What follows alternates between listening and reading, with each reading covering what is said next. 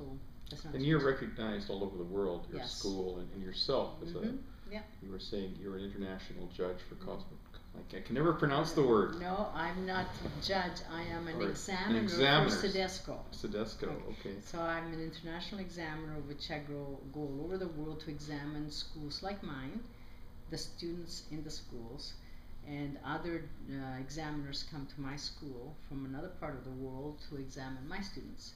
So it's almost like an exchange. Okay. So and we just and the quality of training is always the same. So they're always everybody's keeping an eye on everybody else. And it's really quite a unique way of doing things, because if whether you come from China or Australia, it doesn't really matter, in between, you know that the quality of training, the standard is always equal. Now, if I go to examine in China, obviously it's going to be a different way, because their regulations, their traditions, it's different than what is in Canada or Australia. But the training itself is the same. The waxing is done the same. The eyebrow tweezing is done the same. The massage is done the same.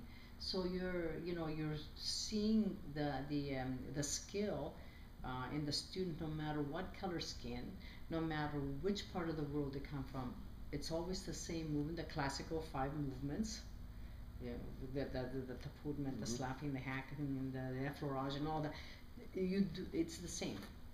Doesn't change. I think Asia must be a huge growing market for. Well, Asia is it's growing, and there's so many schools that they don't abide by the rules and regulations. So you have your top schools which abide by rules and regulations, and those are the schools that are recognized worldwide. The other ones, it's just like, here you have 1 or 2 schools that are recognized, and the other ones, little schools, there's lots of them, but one day they're here and one day they're not.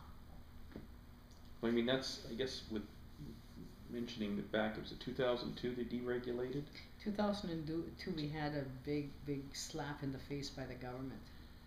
Yeah, they deregulated not just the cosmetology industry, but a lot of other industries. With us, it really, the first 2 or 3 years we sort of rode the crest, but then it really hit, because anybody that has a little salon can actually, in theory, train their own people.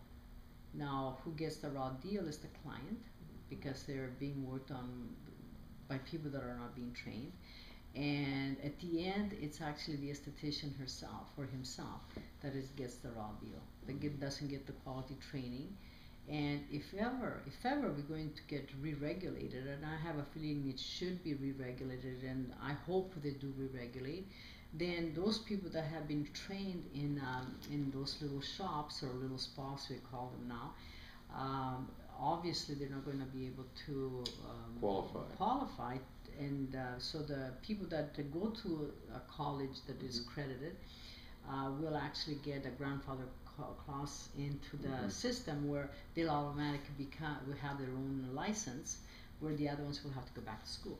And that's good. In a way, that is good. Meanwhile, though, everybody that's in the industry has had to go through a lot of hard knocks, because people are being stolen and trained behind doors, and the schools that have to pay taxes and have to pay fees to all of these accredited people.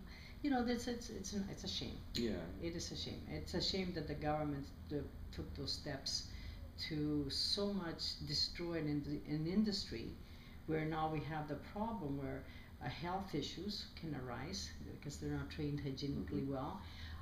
And then at the end, what happens, we have the people that think they're trained that are not, and the client you get a lot of bad publicity. The industry has gotten a lot of bad publicity in the last 2 or 3 years by the media, because the media likes drama. So any little thing that happens, so they blow it up to make it look like it's a disaster, which it isn't. But it is because they're not trained properly.